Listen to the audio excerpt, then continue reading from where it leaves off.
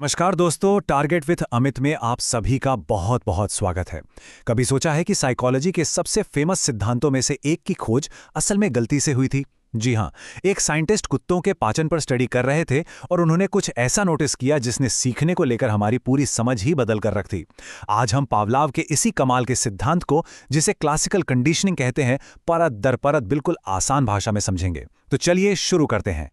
तो आज हम इस पूरे टॉपिक को 6 हिस्सों में कवर करने वाले हैं। हम शुरुआत करेंगे उस एक अचानक हुई खोज से, फिर पावलाव के उस मशहूर एक्सपेरिमेंट को गहराई से जानेंगे। इसके बाद हम इस थ्योरी के कुछ जरूरी शब्द यानी इसकी वोकैबुलरी को समझेंगे, फिर सीखने की प्रक्रियाओं को देखेंगे और ये भी जानेंगे कि हमारी असल जिंदगी में ये थ्योरी कहाँ-कहाँ काम आती है। और हाँ, आखिर में हम इसकी सीमाओं पर भी बात करेंगे ताकि हमें एक पूरा बैलेंस्ड व्यू मिल सके। देखिए, सबसे मजेदार बात तो यह है कि इवान पावलाव कोई साइकोलॉजिस्ट थे ही नहीं, वो तो एक फिजियोलॉजिस्ट थे, मतलब एक शरीर विज्ञानी जो कुत्तों के डाइजेस्टिव सिस्टम पर रिसर्च कर रहे थे। और बस इसी रिसर्च के दौरान उन्होंने कुछ ऐसा देखा जिसने साइकोलॉजी की दुनिया में एक क्रांति ला दी। उन्होंने एक बहुत ही अजीब सी चीज नोटिस की कि कुत्ते सिर्फ खाना देखकर ही लार नहीं टपका रहे थे, बल्कि जब वो उस व्यक्ति के कदमों की आहट सुनते थे जो खाना लेकर आता था, तब भी उनकी लार आने लगती थी। यहीं उनके दिमाग में सवाल आया, खाना तो अभी आया भी नहीं, तो फिर ये लार क्यों आ रही है? और बस इसी एक सवाल से ये क्रांतिकारी विचार पैदा हुआ कि हम सिर्फ रट्टा मारकर नहीं सीखते, बल्कि चीजों को एक दूसरे से जोड़कर यानी एसोसिएशन बनाकर भी सीखते हैं। तो अपने इसी सवाल का जवाब ढूंढने के लिए पावलाव ने अपना वो फेमस एक्सपेरिमेंट डिजाइन किया। उन्होंने एक कुत्ते को एक लैब में रखा और उसकी लार को नापने के लिए एक छोटा सा उपकरण भी लगा दिया, ताकि हर एक रिएक्शन को बिल्कुल सटीक तरीके से नोट किया जा सके। चलिए अब इस एक्सपेरिमेंट के 3 फेजेस को स्टेप बाय स्टेप समझते हैं। ये एक्सपेरिमेंट 3 स्टेप्स में हुआ। स्टेप 1, सीखने से पहले कुत्ते को खाना दिखाया गया और जाहिर है उसकी लार आई। ये एक नेचुरल रिएक्शन था, इसमें कुछ सीखने जैसा नहीं था। स्टेप 2, सीखने के दौरान अब पावलाव ने एक नई चीज की। वो खाना देने से ठीक पहले एक घंटी बजाते थे और उन्होंने ऐसा एक बार नहीं बल्कि कई बार किया। अब आता है सबसे दिलचस्प हिस्सा, स्टेप 3, सीखने के बाद। पावलाव ने सिर्फ घंटी बजाई, खाना दिया ही नहीं। और कमाल ये हुआ कि घंटी की आवाज सुनकर ही कुत्ते के मुंह में लार आ गई। ऐसा क्यों हुआ? क्योंकि अब कुत्ते के दिमाग ने घंटी की आवाज और खाने को एक साथ जोड़ना सीख लिया था। अच्छा, अब जब हम एक्सपेरिमेंट को समझ चुके हैं, तो चलिए थोड़ा टेक्निकल होते हैं। इस थ्योरी से जुड़े कुछ खास शब्दों को समझना बहुत जरूरी है, खासकर अगर आप एग्जाम की तैयारी कर रहे हैं। ये 5 शब्द इस पूरी थ्योरी की नींव हैं। पहला शब्द है अनकंडीशन्ड स्टिमुलस, शॉर्ट में कहें तो यूसीएस। हिंदी में इसे कहते हैं अशर्त उद्दीपक। ये वो चीज है जो बिना कुछ सिखाए बिल्कुल नेचुरली एक रिएक्शन पैदा करती है। हमारे इस एक्सपेरिमेंट में ये क्या था?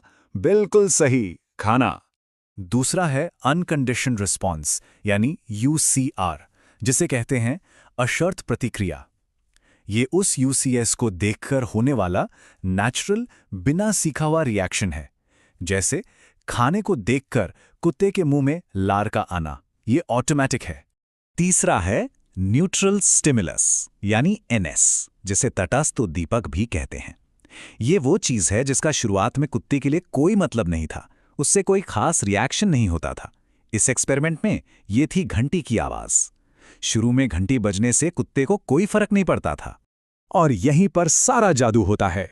जब उस न्यूट्रल स्टिमुलस यानी घंटी को बार बार अनकंडीशन्ड स्टिमुलस यानी खाने के साथ जोड़ा जाता है, तो वो न्यूट्रल नहीं रहती, वो बन जाती है कंडीशन्ड स्टिमुलस या सीएस यानी सशर्त उद्दीपक।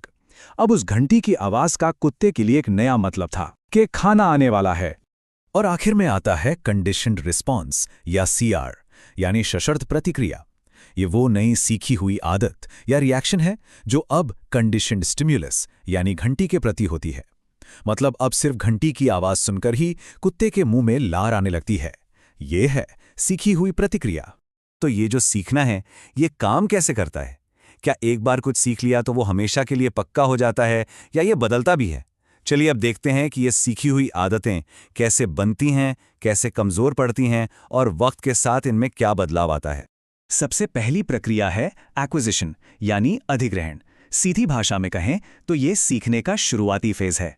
इसी फेज में घंटी और खाने के बीच का कनेक्शन बार बार दोहराने से मजबूत होता जाता है। और हाँ, ये दोहराव यानी रिपीटिशन बहुत जरूरी है। इसके बिना दिमाग उस कनेक्शन को बना ही नहीं पाएगा।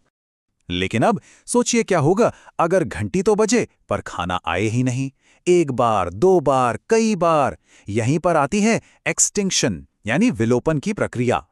जब बार बार सिर्फ घंटी बजती है और खाना नहीं मिलता तो कुत्ते का सीखा हुआ कनेक्शन धीरे धीरे कमजोर पड़ने लगता है और लार आना कम होते होते बंद हो जाता है।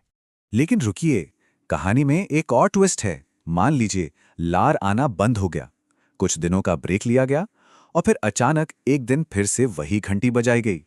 पता है क्या होगा? कुत्ता फिर से थोड़ी सी लार टपका सकता है। इसे कहते हैं स्पॉन्टेनियस रिकवरी यानी स्वतः पुनर्प्राप्ति। ये हमें बताता है कि सीखी हुई बात दिमाग से पूरी तरह मिटती नहीं है, बस कहीं दब जाती है। सीखने की प्रक्रिया में दो और बहुत दिलचस्प बातें होती हैं, जनरलाइजेशन और डिस्क्रिमिनेशन। जनरलाइजेशन का मतलब है कि कुत्ता सिर्फ असली घंटी पर ही नहीं बल्कि उससे मिलती जुलती आवाजों पर भी लार टपकाने लगता है।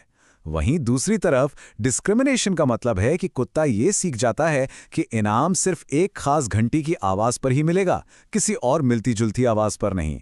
ये सीखने का एक एडवांस लेवल है। तो अब सबसे बड़ा सवाल ये उठता है कि एक कुत्ते पर किए गए इस 100 साल पुराने एक्सपेरिमेंट का हमारी जिंदगी से क्या लेना देना? बहुत कुछ। चलिए देखते हैं कि ये थ्योरी हमारी क्लासरूम से लेकर हमारी डेली लाइफ के व्यवहार को कैसे एक्सप्लेन करती है। एजुकेशन में तो इसके ढेरों उदाहरण हैं। स्कूल की घंटी बजते ही सारे स्टूडेंट्स का अलर्ट हो जाना, किसी खास टीचर की आवाज सुनते ही क्लास में अनुशासन बन जाना, या फिर बच्चों के मन में किसी सब्जेक्ट को लेकर डर या लगाव पैदा हो जाना। ये सब क्लासिकल कंडीशनिंग ही तो है। स्पेशल एजुकेशन में तो इसका इस्तेमाल पॉजिटिव जुड़ाव बनाकर बच्चों के व्यवहार को सुधारने में भी किया जाता है। ये सिर्फ किताबी बातें नहीं हैं, ये हमारी आपकी रोज की जिंदगी में हर पल होता है। अस्पताल को देखते ही एक अजीब सा डर महसूस होना, किसी खास परफ्यूम की खुशबू से कोई पुरानी याद ताज़ा हो जाना, राष्ट्रगान की धुन सुनते ही सम्मान का भाव आना, या फिर किसी ऐड के गाने को सुनकर उस ब्रांड का याद आना। ये सब हमारे सीखे हुए कनेक्शंस ही तो हैं। अब देखिए, ये थ्योरी बहुत पावरफुल तो है, लेकिन हर थ्योरी की तरह इसकी भी अपनी कुछ सीमाएं हैं, अपनी कुछ लिमिटेशंस हैं। तो एक पूरा नज़रीर बनाने के लिए ये समझना भी ज़रूरी है कि क्लासिकल कंडीशनिंग क्या नहीं समझा सकती।